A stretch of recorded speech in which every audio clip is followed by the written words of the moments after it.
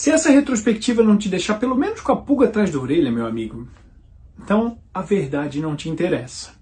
Em 2014 é preso o doleiro Alberto Youssef na Operação Lava Jato e começa a delatar as entranhas do maior esquema de corrupção da história, não do Brasil, do planeta. Em 2015 são presos na Lava Jato Nestor Cerveró, João Vacari Neto, Marcelo Odebrecht.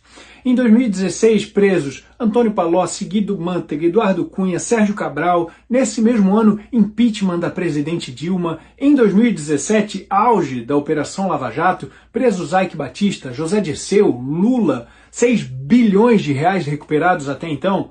Em 2018, na mesma eleição em que Geraldo Alckmin declara a célebre frase, que a quadrilha quer voltar à cena do crime, se referindo ao PT, Jair Bolsonaro é eleito presidente depois de uma ascensão meteórica como um símbolo anticorrupção que marca o início de um governo com quem o próprio crime organizado declara não ter mais o diálogo cabuloso humano que tinha com os governos anteriores. 2019, José Dirceu é solto. E Lula também deixa a prisão por decisão do STF. 2020, uma série de decisões do STF enfraquecem a Lava Jato. 2021, Moro é declarado parcial nos processos de Lula e STF anula todas as condenações de Lula e meses depois ainda o torna novamente elegível. Em 2022, Geraldo Alckmin torna-se vice na chapa do partido que 4 anos antes ele mesmo declarou ser a quadrilha tentando voltar à cena do crime. Durante a campanha eleitoral também ficou proibido ligar a imagem de Lula com Nicolás Maduro, apesar da conhecida amizade de longa data. Foi proibido também chamá-lo de ex-presidiário ou ex-condenado, apesar dele haver sido condenado e preso. E jornais e emissoras foram censurados ou multados por suas críticas a Lula. Todas as decisões tomadas pelo TSE, presidido por um ministro do STF. E o homem que poucos anos antes estava preso por corrupção venceu a eleição. 2023 começa com a prisão de centenas de manifestantes por tentativa de um golpe sem armas, sem exército, em uma invasão a instituições vazias. Deltan Dallagnol, ex-coordenador da Lava Jato, tem seu mandato cassado como deputado federal. Sérgio Cabral volta a morar na sua cobertura no Leblon, depois de ser solto no final do ano anterior pelo STF, numa progressão de seus mais de 400 anos de pena.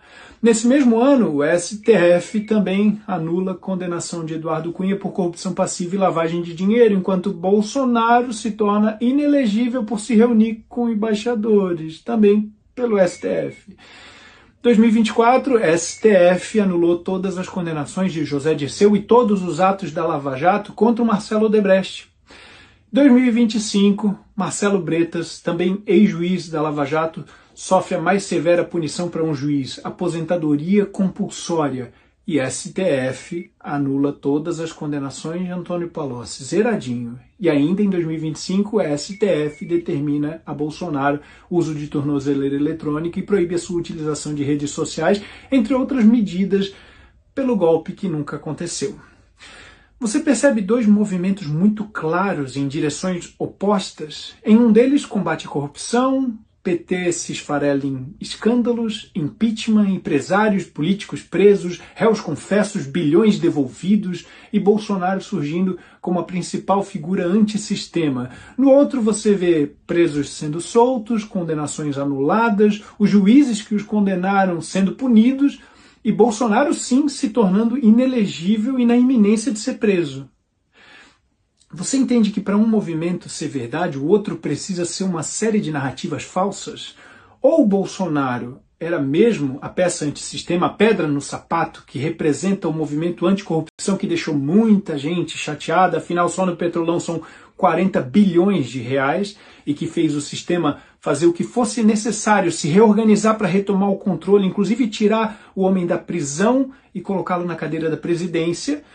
Ou esses pobres políticos, empresários, empreiteiras, Partido dos Trabalhadores foram todos injustiçados, tiveram suas condenações anuladas porque eram perseguidos políticos. Ninguém roubou a Petrobras e Bolsonaro sim é que fez parte do sistema corrupto que começou a operar há poucos anos, tentando incriminar esses pobres inocentes, prejudicando o Brasil que vinha funcionando às mil maravilhas antes do Bolsonaro aparecer, não é mesmo?